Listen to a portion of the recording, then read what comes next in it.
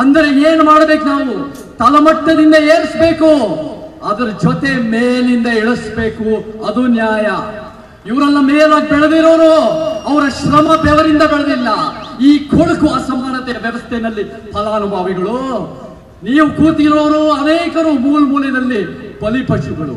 So ಆದ್ರೆ ಈ ವ್ಯವಸ್ಥೆ ಏನ್ ಮಾಡ್ತಾ ಇದೆ? ಈ ರಾಜಕಾರಣಿಗಳು, ಬಿಜೆಪಿ, ಕಾಂಗ್ರೆಸ್, ಜೆಡಿಎಸ್ ಮತ್ತೆ ಸಿದ್ದರಾಮಯ್ಯ ಸರ್ಕಾರ ಈ ಅಸಮಾನತೆ ವ್ಯವಸ್ಥೆಗೆ ತುಪ್ಪ ಸುರಿತಾ ಇದ್ದಾರೆ.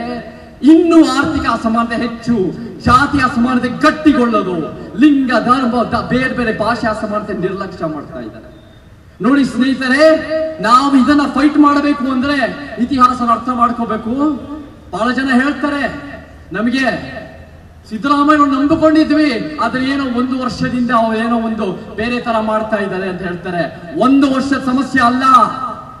ನಾವು ಕಟ್ಕೊಳ್ಳಿ, ಕಾಂಗ್ರೆಸ್ ಪಕ್ಷ ಶುರುವಾಗಿದ್ದು ಯಾವಾಗ? 1885ರಲ್ಲಿ, 140 ವರ್ಷದ ಹಿಂದೆ. ಯಾಕೆ ಶುರುವಾದ್ರು? ಏನ್ ಬದಲಾವಣೆಗೆ ಶುರುವಾದ್ರ? ಏನ್ ಪರಿವರ್ತನೆಗೆ ಶುರುವಾದ್ರ? ಏನ್ ಉತ್ತಮ ಸಮಾಜಕ್ಕೆ ಶುರುವಾದ್ರ? ಅಲ್ವೇ ಅಲ್ಲ. ಅಧಿಕಾರದ ಚುಕ್ಕಾಣಿ ಹಿಡಿಬೇಕು ಅಂತ ಶುರುವಾಗಿರೋ ಪಕ್ಷ ಅವರು. ಸಿದ್ದರಾಮಯ್ಯವರು ಕೂಡ ಅಧಿಕಾರದ ದಾಹ ಇರೋ ಪಕ್ಷ ಅವರು.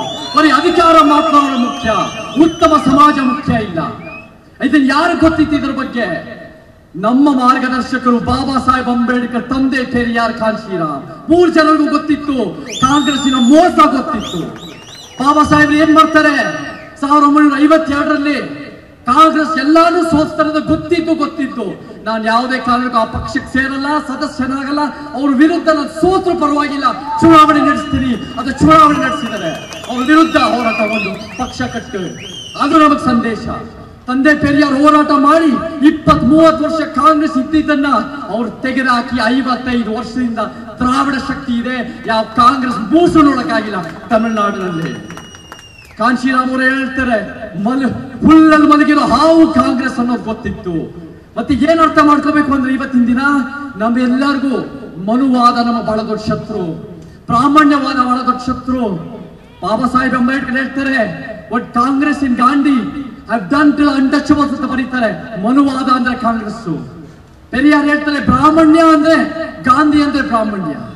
ಕಾಂಶಿರಾಮ್ ಹೇಳ್ತಾರೆ, ಗಾಂಧಿವಾದನೇ ಆಧುನಿಕ ಮನುವಾದ.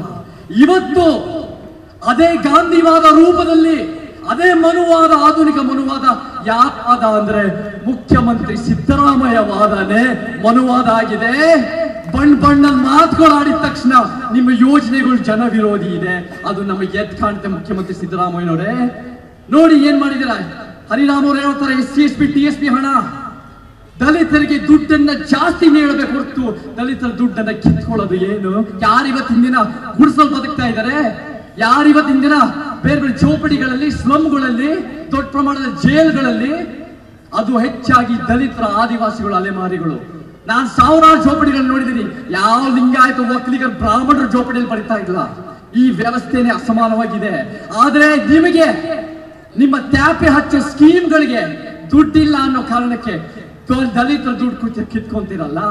ನಿಮ್ಮ ಪಕ್ಷದಲ್ಲೇ ಒಬ್ಬ ಸಾಧಾರಣ MLAಗೆ ಅಂಕಿಅಂಶಗಳ ಪ್ರಕಾರ 60 ಕೋಟಿ ದುಡ್ಡಿದೆ ಅಂದ್ರೆ ಎಷ್ಟೋ ಜನ 100,000 ಕೋಟಿ ಇದೆ. ಅವ್ರ ಮೇಲೆ ತೆರಿಗೆ ಹಾಕ್ರಿ, ಅವ್ರ ದುಡ್ಡು ಕಿತ್ಕೊಂಡು ಮರು ಹಂಚಿಕೆ ಮಾಡಿ ದಲಿತರ ಮೇಲೆ ಯಾಕೆ ಹೊಟ್ಟೆಗೆ ಹೊಡಿತೀರ ಮುಖ್ಯಮಂತ್ರಿ ಸಿದ್ದರಾಮಯ್ಯನವರೇ?